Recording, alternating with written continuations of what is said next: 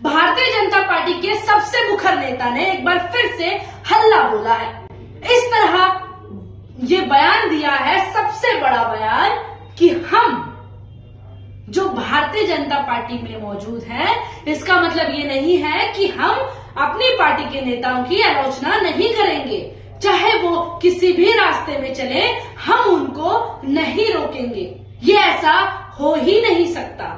भले ही हमारी पार्टी के नेता कितने भी चापलूसी करें, कितना भी चमचागिरी करें, लेकिन अगर भारतीय जनता पार्टी में कोई भी कुछ गलत करेगा तो हम बोलेंगे, चाहे वो माननीय प्रधानमंत्री भी क्यों ना हो। जी हाँ दोस्तों, इस बार प्रधानमंत्री नरेंद्र मोदी के बारे में सुब्रमण्यम स्वामी ने खूब अच्छे से खुलासा किया है। ये ऐसा खुलासा किया है कि अगर आप जानेंगे तो सोच में पड़ जाएंगे। क्या जिसे मैं अंधभक्तों की बात करूंगी, कि आप जिसे समझते हैं कि हमारे प्रधानमंत्री तो 24 घंटे से ज्यादा काम करते हैं और देश को उन्नति की ओर ले जाना चाहते हैं, 5 ट्रिलियन की इकोनॉमी बनाना चाहते हैं, तो आज ये खबर देखना मत भूलिएगा और इसको पूरा देखिएगा।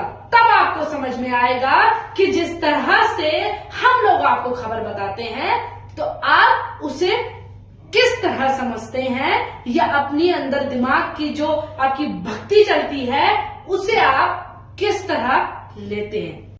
दोस्तों, सुब्रमण्यम स्वामी ने ट्वीट करते हुए लिखा कि उन्होंने पेगासस टेलीफोन टैपिंग जैसी गड़बड़ी कई बार की है। स्वामी ने यह भी कहा कि यदि ऐसा नहीं होता है तो 2023 के बीच में ही पीएम मोदी को भी पद छोड़ना पड़ सकता है। जी हाँ, इस बात को लेकर तो हमेशा चर्चा चलती है कि पीएम मोदी अगली बार भी 2024 में प्रधानमंत्री बनेंगे। अगर इस बात का खुलासा होने के बाद भी आप कहते हैं कि प्रधानमंत्री दोबारा से 2024 में पीएम पद हासिल करेंगे, ये तो आप लोगों की मूर्खता है, अंधभक्ति है। और उन्होंने ये कहा कि पद छोड़ना, एनएसए को पद छोड़ना पड़ सकता है। वहीं हिंडनबर्ग की रिपोर्ट और उसके बाद उठे पूरे विवाद पर सुब्रमण्यम स्वामी ने कहा था दोस्तों कि अडानी समूह की संपत्तियों का, जी हाँ, ये बात मत भूलिएगा कि उन्होंने हिंडनबर्ग के बारे में भी कहा था कि राष्ट्रीयकरण कर दिया जाए। क्या कांग्रेस ने अडानी से कभी कोई डील ही नहीं की? इस सवाल के जवाब में भी सुब्रमण्यम स्वामी ने कहा था कि उनमें से कई लोगों को जानता हूं जिनके अडानी के साथ बहुत सारे सौदे थे, लेकिन मुझे कांग्रेस की परवाह नहीं है। मैं चाहता हूं कि भाजपा की पवित्रता स्थापित हो। भाजपा ये साबित करके दिखाए कि उसके अडानी के साथ कोई भी संबंध नहीं है। ये उस बात का मतलब है। वही स्वामी ने कहा था कि अडानी समूह को वित्तीय सौदों से संबंधित एक रिपोर्ट के सामने आने के बाद उसके शेयरों में गिरावट के बीच विवादों का सामना करना पड़ रहा है और संसद में भी विपक्षी दलों द्वारा इस मुद्दे पर हंगामा किया गया। सुब्रमण्यम स्वामी ने इस साल के बजट पर निशाना साधते हुए कहा था कि दोस्तों, इसमें उद्देश्यों या रणनीतियों की भी कमी है।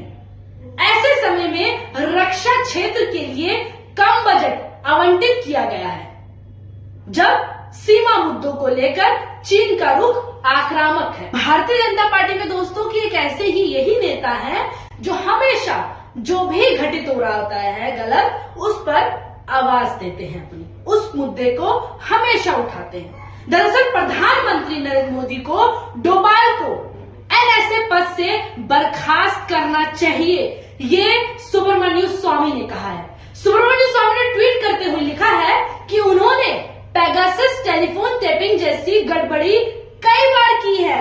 अजीत डोभाल ने, वही अजीत डोभाल जो हमारे एनएसए हैं, नेशनल सिक्योरिटी एडमिनिस्ट्रेटर। जी हाँ दोस्तों, वही पीएम मोदी को पद छोड़ना पड़ सकता है, उन्होंने इतनी बड़ी बात कही है। उन्होंने ट्वीट करते हुए मंगलवार को लिखा कि अजीत डोभाल को लेकर ये बातें सही हैं और सुब्रमण्यम स्वामी ने न केवल डोभाल को बर्खास्त करने की मांग की है दोस्तों, बल्कि ये भी कह दिया है कि ऐसा नहीं हुआ तो पीएम मोदी को भी पद छोड़ना पड़ सकता है। इस बात को लेकर तो बखूबी पीएम मोदी ये सोच रहे होंगे कि इन्होंने ऐसा क्यों कह दिया। हमारे पार्टी के नेता हम सबको खुला पैसा देकर मुंह बंद रखते हैं, तो आखिर सुब्रमण्यम स्वामी ने ऐसा क्यों बोल दिया, वो अभी कपकपा रहे होंगे दोस्तों। लेकिन फिलहाल दोस्तों जो अभी उन्होंने ट्वीट करके लिखा हुआ है, उस ट्वीट के बाद जो लोग अपनी प्रतिक्रिया साझा कर रहे हैं वो आपको बताते हैं। सुनील जैन नाम के ट्विटर हैंडल लिखते हैं कि आपने बड़े बड़ों की नींव हिलाई है, तो आप इस पर भी एक आंदोलन करने पर विचार क्यों नहीं करते। इसका रिप्लाई करते हुए सुब्रमण्यम स्वामी ने लिखा कि ये रहस्य है, जिसके बाद आशीष राज ने रिप्लाई करते हुए लिखा कि अजीत डोभाल के बारे में क्यों इतना कुछ बोलते हैं। अजीत डोभाल ने देश के लिए जितना किया है कोई कीमत नहीं चुकाया जा सकता। वहीं आगे सुनील जैन लिखते हैं कि स्वामी जी का ट्रैक रिकॉर्ड देखो तब बोलिए, ये उस पर रिप्लाई करते हुए बोलते हैं। वहीं VA91 नाम के ट्विटर हैंडल लिखते हैं कि स्वामी जी ने पर्सनल 3-4 अच्छे केसेस देखे हैं और बहुत हुआ तो हिंदू के लिए लड़े हैं at some point, but just एक बार डोभाल जी को मिजोरम, सिक्किम, केरल और पाकिस्तान का ऑपरेशन देखना चाहिए, फिर आपसे आगे डिस्कस करते हैं। देखिए दोस्तों किस तरह से लोग अभी भी अजीत डोभाल को गलत होने के लिए साबित कर रहे हैं। ये वही लोग हैं जो अंधभक्ति में डूबे हुए हैं, जो सच को देखना नहीं चाहते हैं। वो बस इतना चाहते हैं कि कोई भी हमारे नरेंद्र मोदी के बारे में ना बोले, चाहे वो किसी का गला घोट दे, चाहे वो किसी को मार दे। लेकिन वही ऐसे लोग भी हैं जो ये लिख रहे हैं कि अजीत डोभाल के बारे में आपको खुलकर बताना चाहिए, आपको इसको लेकर एक बड़ी कार्रवाई करनी चाहिए। वहीं आगे राहुल राजपूत लिखते हैं कि कुछ दुष्ट चुपके से दीमक की तरह देश की आर्थिक नींव को चट कर रहे थे, आप उनको देश के सामने लाएं। 2024 सत्ता परिवर्तन को सामान्य लोग श्री नरेंद्र मोदी जी की आधी समझते हैं, पर उनकी सोच वहां तक नहीं पहुंची, ताकि 2014 के इतर परिवर्तन को आधार आपने दिया है। आपका हृदय से आभार व्यक्त करता हूं। एस.सी. जोशी लिखते हैं कि Swami ji, you are absolute right, mister Doval is given free hand, as such many things are going under the carpet without investigations. वहीं रंजन कुमार लिखते हैं कि agree with you sir, I think it's correct time now, BJP should change PM.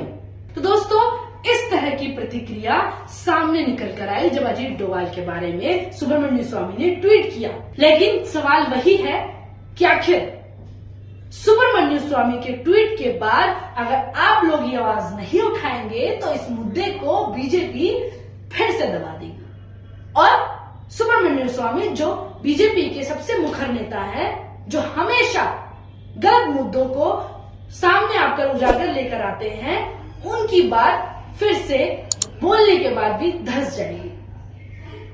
इस video को लेकर आपकी क्या राय है हमें कमेंट बॉक्स में जरूर बताएं और इस वीडियो को शेयर लाइक जरूर करें। धन्यवाद।